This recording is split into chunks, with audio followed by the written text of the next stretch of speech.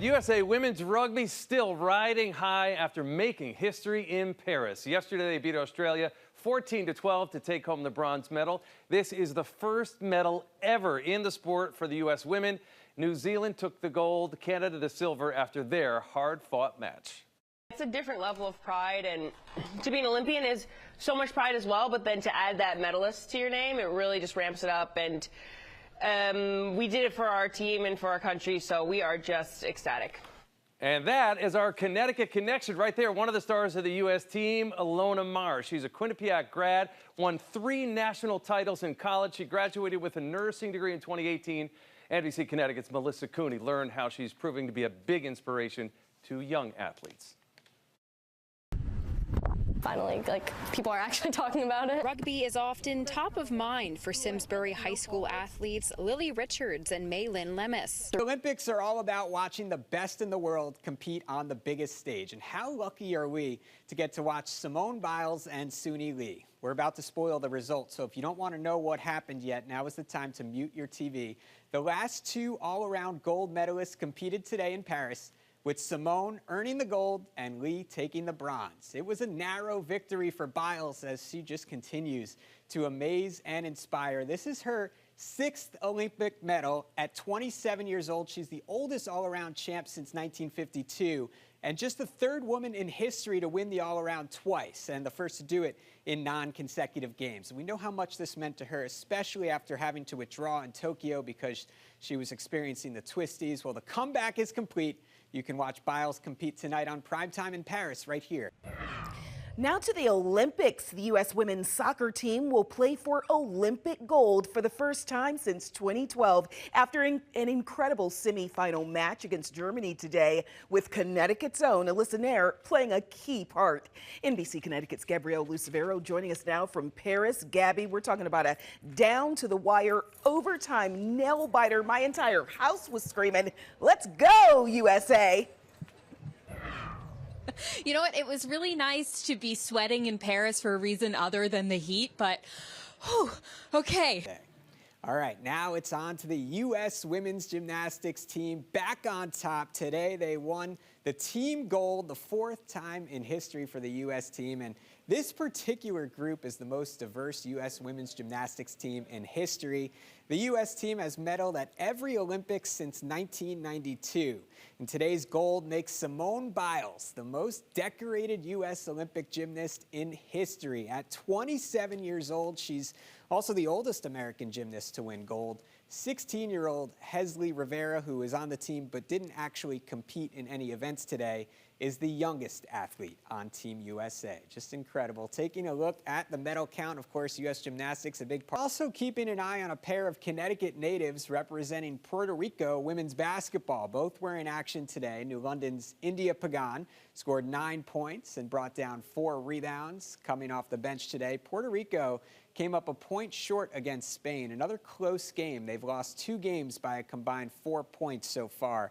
Pagan plays China on Saturday. And New Haven's Tremont Waters scored 5 points, dished out 3 assists, and also had 3 steals today. Puerto Rico lost to Serbia 107-66. Next up, Waters and Puerto Rico will take on Team USA Saturday. Warm, it's quite muggy. Temperatures will be dropping through the 80s. We'll be in the 70s by tomorrow morning. It's going to be a warm start to the day tomorrow, and then by afternoon, got a chance for a couple thunderstorms. We'll talk about that in just a few minutes, but first, let's get a check of the conditions out at the Travelers Championship at the TPC River Highlands in Cromwell. Here's meteorologist Anthony Carpino. Anthony. Well, hey there, Ryan. Yeah, so it is definitely a hot one out here in Cromwell. The one good news, we got a little bit of wind going on this afternoon, so that is helping with the feels like temperature, but it's more of a, well, warm heat at that too. Let's talk temperatures right now here in Cromwell, 91 degrees, but when you factor in the humidity, it feels, well, it feels more like 95. So yeah, definitely a warm one. It is going to stay muggy, not only for this afternoon, but through this evening. And then check this out.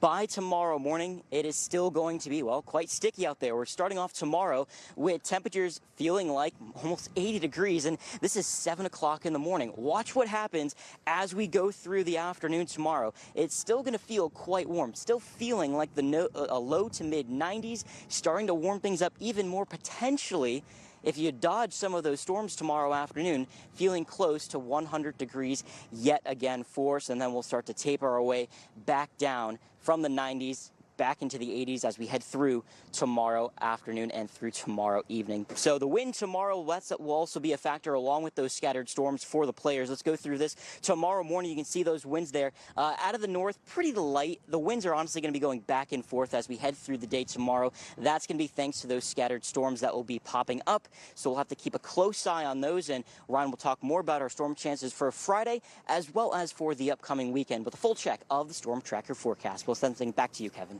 5 under for the day, minus 11 through 2 rounds. And Xander Schauffele in solo 4th place, 10 under par. He took advantage on 15, knocking in a short birdie putt. And as we're used to seeing here, some guys are starting to pull away, taking another look at the leaderboard.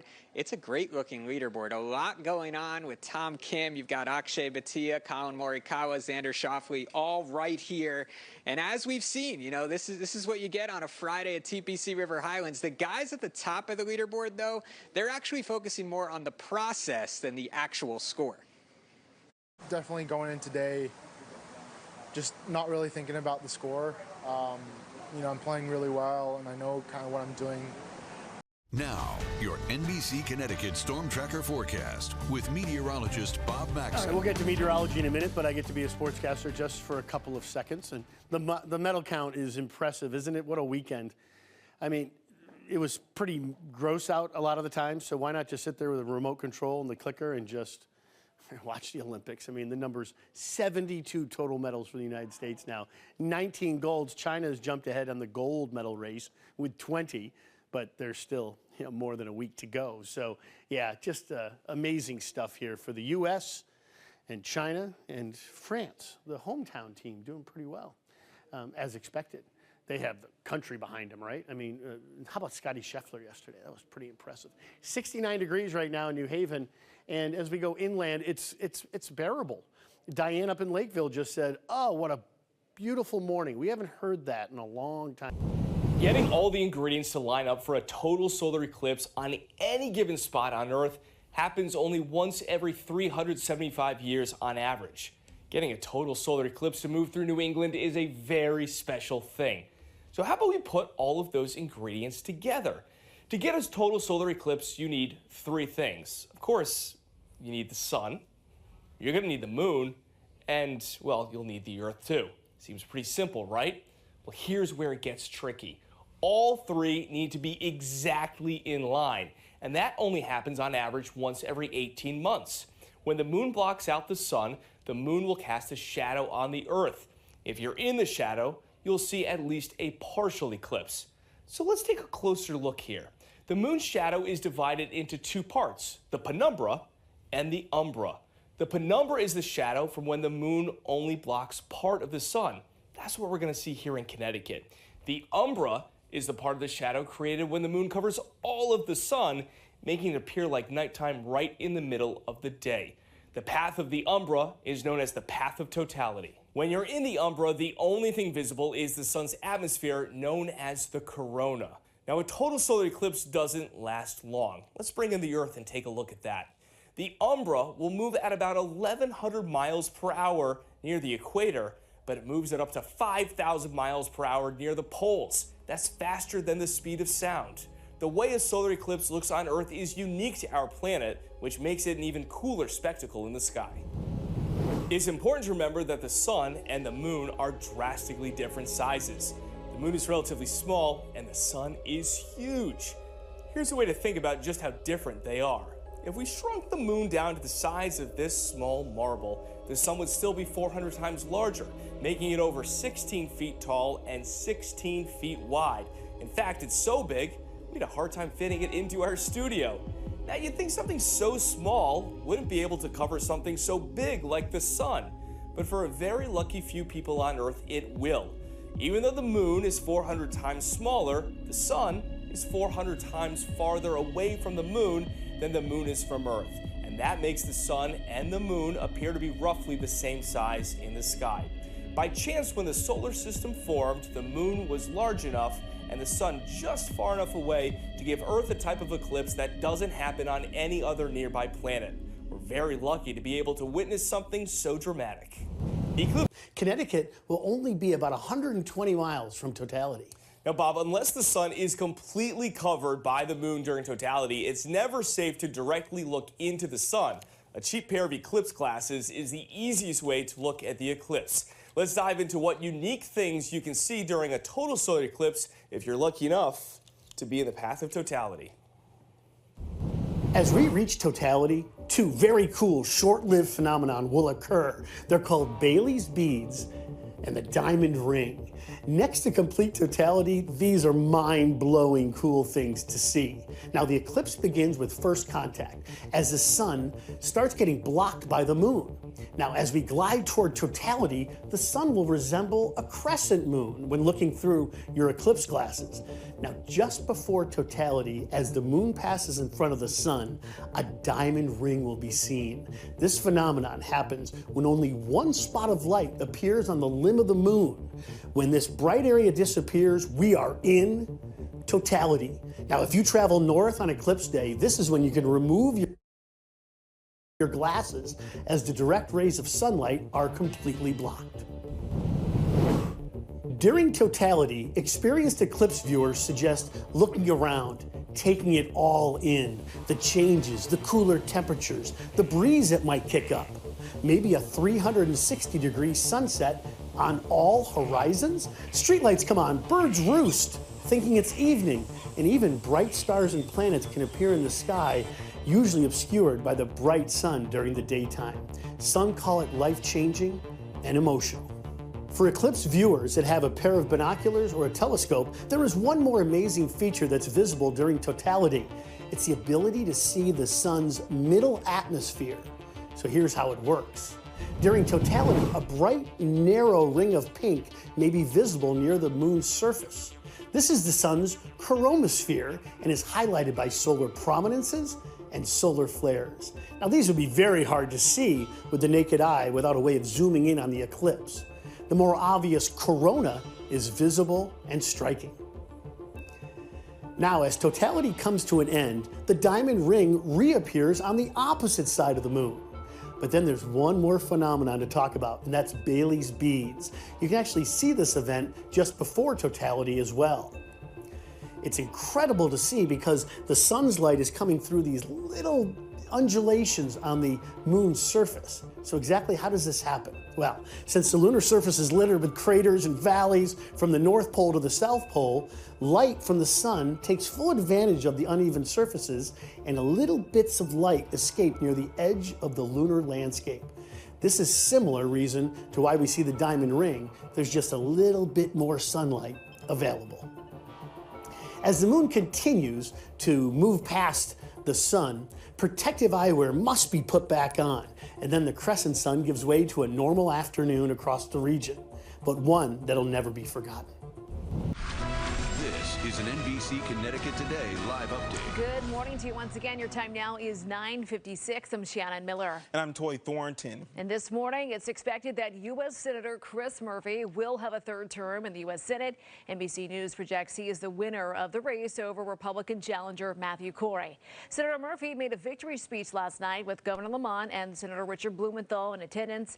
The incumbent spoke about the accomplishment he is most proud of during his most recent term. After 30 years of the gun lobby being in charge of Washington, D.C., watching Connecticut lead the growth of the modern anti-gun violence movement, and 2 years ago passing the Bipartisan Safer Communities Act. That law provides a number of resources, including an expansion on mental health resources for kids affected by shootings. Murphy hasn't made any remarks on Donald Trump's projected win as president. He's set to address the presidential election results at Capitol Lunch in New Britain at noon, where he'll also thank his voters.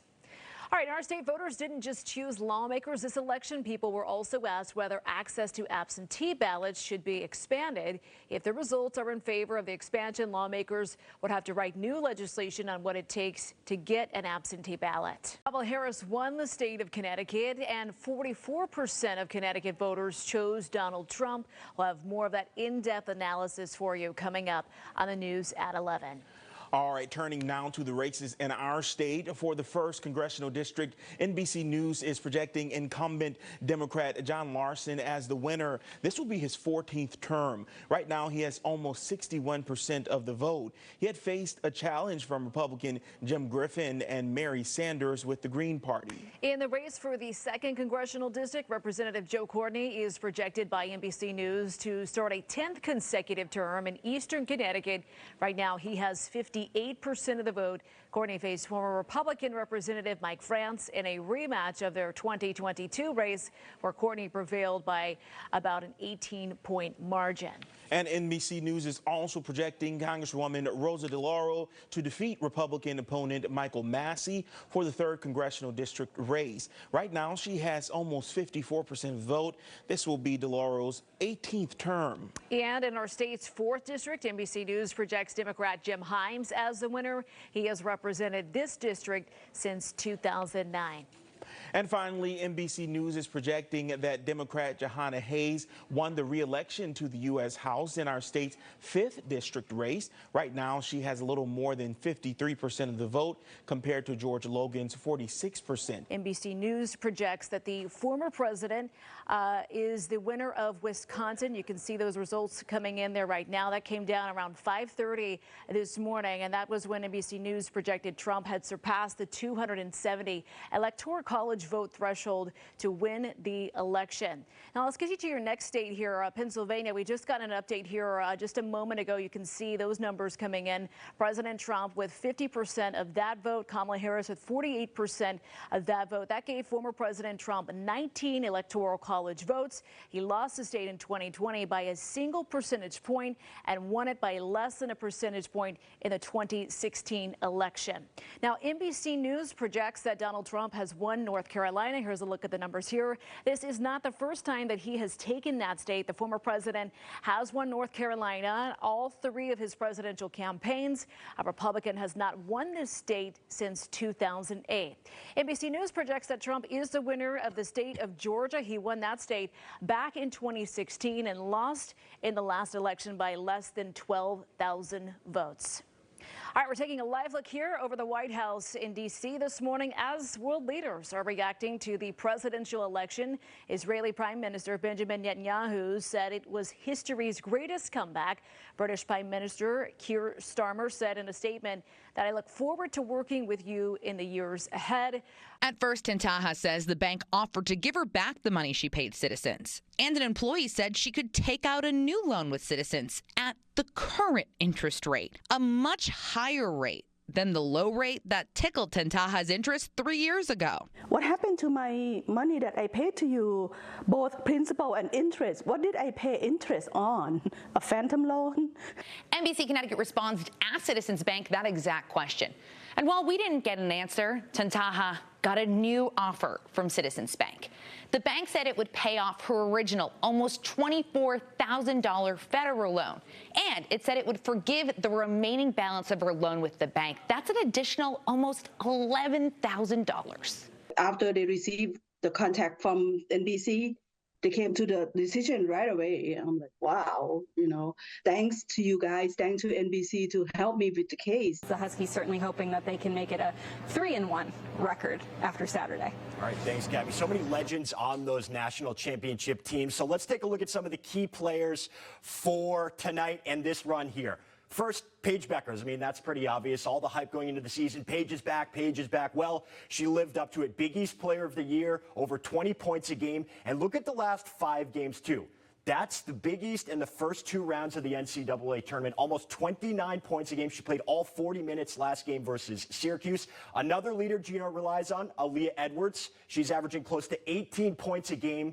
Big factor on the boards there. You can see 9.4 rebounds a game, and similar to Paige, lean on her a lot. That's 39 minutes out of 40 played in that Syracuse game, and that leaves us with our X factor. I'm going with freshman KK Arnold, and we talked a little about her performance against Syracuse earlier in the show. She's a staple in the rotation all year, kind of an up and down scorer, especially in the last 5 games, but she is coming off that big shot versus Syracuse, so I'm saying she carries that confidence into Duke, maybe take a little bit of the weight off of the veterans. UConn hopes they can make a little magic happen in the desert again tonight. Should be a great game, and this is a big matchup in more ways than one. Literally a big matchup, right, Dave? Matt, it's so big, we're bringing back the augmented reality to show it. First, Donovan Clingan, Zach Edey, of course, for Purdue, 2 of the tallest players in college basketball. So let's start with Donovan right here. 7'2". It's almost to scale because I'm 6'2", so if he had a little bit taller, he'd be off the screen. He had 18 points versus Alabama in that last game. You see 13.1 on average. So obviously literally a huge presence. Let's go to Zach Edey now. He is in an athletic stance here, so if we made him any bigger, he would actually take up the entire screen. 7'4", 2 inches taller than Clingan, 2-time player of the year. He's averaging 28 points per game in the tournament. So you see that 24.9. That's throughout the whole season. Last 5 games, nearly 30. You can see why both offenses run through these guys. Yeah, just being as physical as I can, being as strong as I can. Don't foul. Try not to let him get too deep in the post. Just the easy points around the basket where he's getting the rebounds, the finishes, and, just when he gets really deep into the paint. Now, your NBC Connecticut Storm Tracker forecast with meteorologist Anthony Carpino. All right, we do have dry conditions yet again across Connecticut. So I wanted to go through where we kind of stand for meteorological fall. So far for 2024, we still have about 15 days left in November. But as you can see here, only 1.3 inches of rainfall so far for fall. The record to beat is 3.7. So we need about 2.5 inches of rainfall within the next 15 days to stay at first place there, or we drop down to second. I also wanted to talk about some of the drought conditions that are going on right now. Severe drought in certain areas, and of course, we've been hearing stories about folks having issues with their wells. So let's bring in the ground here a little bit. I want to show you guys what's kind of going on. So there's the well. A typical well that's drilled, and you can see down there we have a little aquifer too. Now in dry conditions like what we've been seeing, or rather when we have rainfall that helps support some of those aquifers, you see the moisture there kind of works its way down into the ground. But when things get very, very dry, sometimes those shallow aquifers can either dry up or they kind of work their way further back into the ground. That's where folks can tend to run out of water, and of course dry conditions, well, that usually means an elevated fire risk as well. So that's what some of the factors are behind that. Temperatures right now in the Hartford area, right around 32 degrees this morning. We're definitely better than what we saw yesterday, where some folks were waking up with teens and 20s out there. We are going to improve on those temperatures as we continue through our Friday morning, with highs getting into the mid 30s by about 9 o'clock this morning, and then working our way closer to 50 right around midday. As we continue into this afternoon, temperatures will continue to climb with highs close to about 60 degrees. Now we're going to see a little cloud cover as we head through the early afternoon, but we're actually expecting mostly sunny conditions by the time we get to the latter half of the day. Then clearing skies as we head through tonight as temperatures fall back down into the 30s, waking up for Saturday morning. Then as we continue through this weekend, we're still expecting some warm conditions. Breezy tomorrow. We're going to keep that high fire danger going as well. 62 tomorrow and about 65 degrees come Sunday afternoon. We'll have more. Did you feel it? An earthquake hit the East Haddam area tonight. Storm Tracker meteorologist Anthony Carpino is here. Anthony, those Moodus noises are at it again. We got a lot of phone calls about this one. We did, and it wasn't anything, all that crazy. Nothing too wild for Connecticut. It was a 2.3 on the Richter scale, and it was about 2.5 kilometers below the surface. So as far as, what that means for earthquakes, that's pretty shallow. But what I find so interesting about Connecticut is that there's no major fault lines that go through the state. Sure. And the rocks are just so old that even a small earthquake can be felt across a good amount of distance too. So it's just something that's pretty different than the West Coast. Absolutely. This is why we got phone calls from all across the state. We did, and we actually were able to see the map started filling in about who saw exactly what and who felt what. And there you go, the bullseye there right around the Moodus area, but we also had reports there from Haddam, Chester, and going all the way up to places like Willimantic, and there was other portions of the state where we got folks that were saying, hey, we felt the ground